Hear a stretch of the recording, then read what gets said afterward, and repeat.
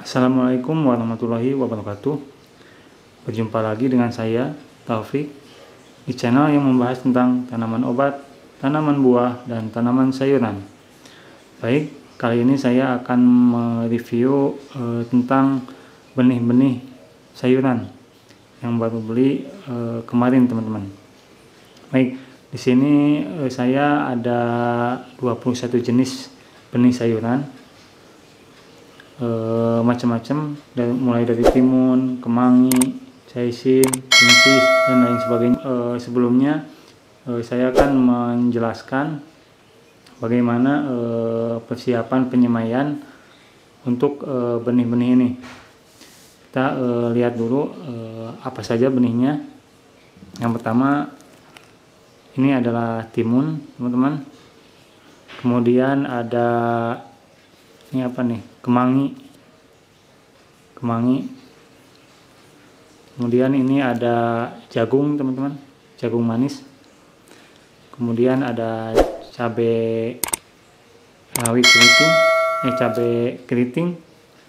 Kemudian ini ada cabai rawit. Kemudian ada bawang merah, teman-teman.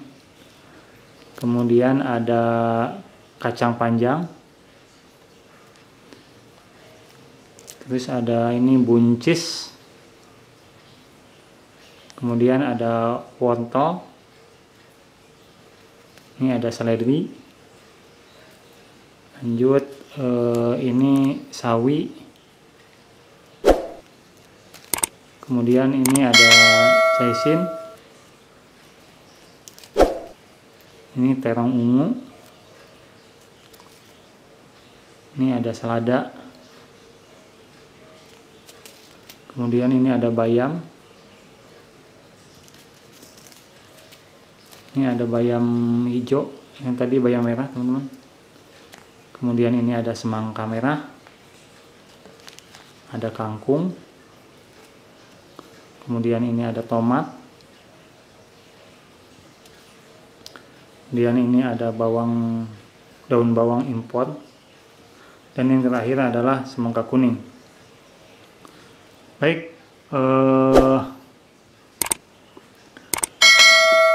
persiapan media tanam untuk benih-benih ini biasanya saya melakukannya dalam polybag kecil yang berukuran 5x10, teman-teman, atau dalam tray. Media yang digunakan biasanya pupuk kandang dan tanah dengan perbandingan 1:1. Jika akan ditanam langsung di tanahnya harus digemburkan dulu, teman-teman, dengan kedalaman 30 cm biasanya. Jadi topsoilnya diaduk seperti itu, dicangkul.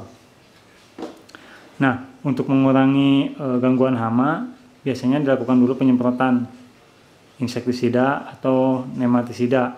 Itu kalau untuk penanaman anorganik atau penanaman selain organik. Tapi kalau untuk organik diusahakan untuk tidak menggunakan insektisida atau nematisida tersebut. Nah, jika akan melakukan penyemprotan, minimal 2 hari atau 3 hari sebelumnya harus disemprot sebelum tanam, ya, teman-teman, seperti itu. Nah, kemudian penanaman biji ini jika dilakukan di dalam polybag, misalnya teman-teman tidak memiliki lahan untuk menanam, kemudian akan menanam di polybag, biasanya biji ini direndam dulu, teman-teman, selama 2-3 jam, seperti itu. Kalau untuk biji-biji kecil seperti selada, seledri, dan yang kecil-kecil itu tidak perlu direndam. Tapi misalnya untuk kangkung, kemudian untuk semangka, untuk tadi timun, mungkin itu harus ada direndam dulu. Nah, perendaman diusahakan menggunakan air sumur atau air pump yang sudah diendapkan. Tujuannya untuk menghindari adanya kaporit, teman-teman.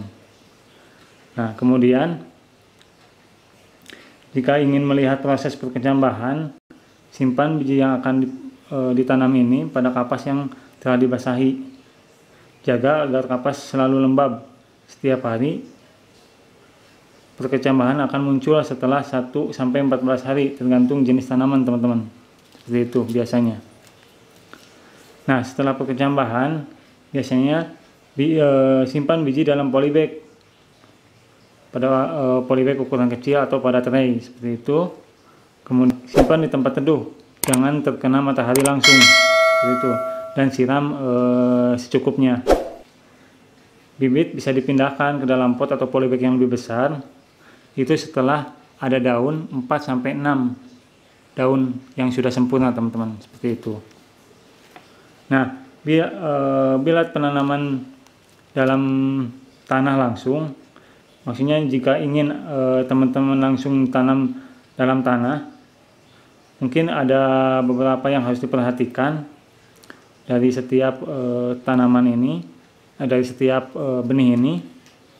Misalnya kedalaman lubang, kemudian jarak tanam, dan biasanya perkecambahannya seperti itu. Nah, kita lihat mulai dari timun saja ya. Mana tadi timun? Nah, untuk timun ini biasanya kedalaman lubang tanam, kedalaman kalau kita tanam timun dalam tanah itu 1 cm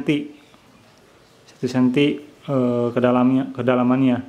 Kemudian jarak tanam yang digunakan biasanya 50x50, teman-teman, kalau untuk timun. Kemudian untuk kemangi, karena kemangi bijinya kecil-kecil ya, teman-teman, biasanya itu akan lebih ini lagi, nggak terlalu dalam maksudnya, jadi sekitar 0,5 cm lah atau 1 cm. Kemudian jarak tanam biasanya 30x30, teman-teman. Sementara untuk jagung manis, kemudian untuk kacang panjang biasanya itu agak misalnya untuk jagung manis 3-4 cm, 3-5 cm lah, seperti itu, dengan jarak tanam 60x60 atau 60x80, itu tergantung kondisi tanah atau lahan, lokasi di tempat teman-teman. Kemudian untuk cabai keriting biasanya kedalamannya 1 cm, dan jarak tanamnya yang digunakan biasanya 40-50 cm kali 40 atau 50 cm. Kemudian cabai rawit seperti cabai keriting kedalamannya 1 cm, kemudian jarak tanamnya biasanya 40-50 kali 40-50 cm.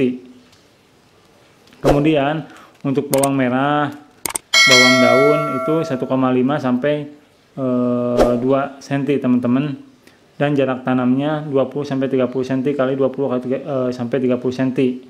Untuk kacang panjang kedalamannya 1 cm, kemudian jarak tanamnya 50x50, seperti itu. Kemudian untuk buncis biasanya kedalamannya 1 cm dan jarak tanamnya 50x50.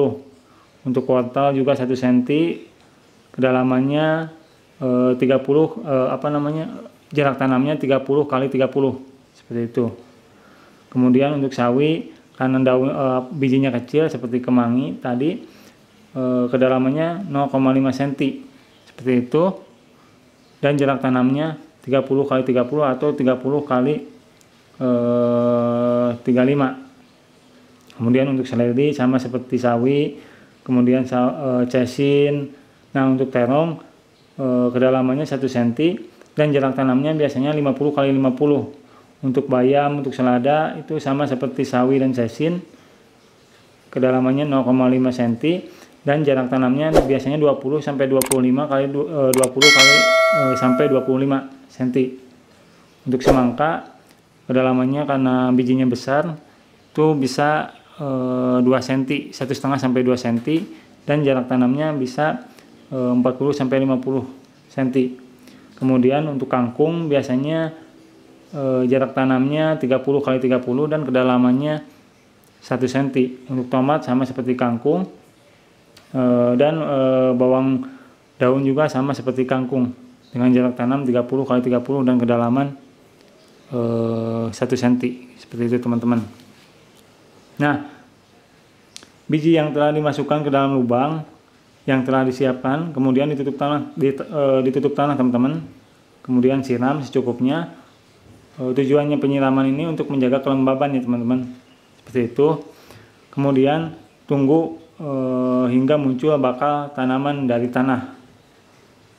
Nah, untuk perawatan dan pemupukan biasanya lakukan penyiraman secara rutin untuk menjaga kelembaban media tanah, kemudian penyiangan seperti itu ya teman-teman. Kemudian pemupukan diberikan secara